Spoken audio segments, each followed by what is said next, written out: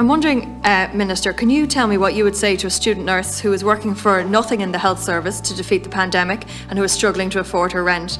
What would you say to a student nurse as she's trying to make ends meet while working for free, beating back the pandemic, exposing her and her loved ones to infection, and her landlord is threatening to evict her because she cannot afford her sky-high rent?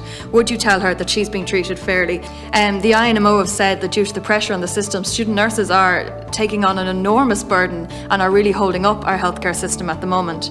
I reiterate the call from the INMO where they're calling for a scheme to be put in place similar to the scheme that was in place, for that to be reintroduced so that to pay the healthcare assistance salaries that were there before.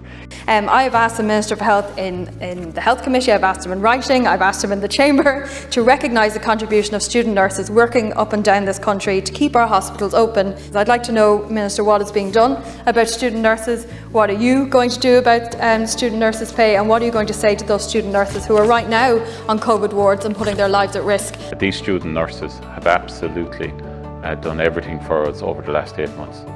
They have been incredible.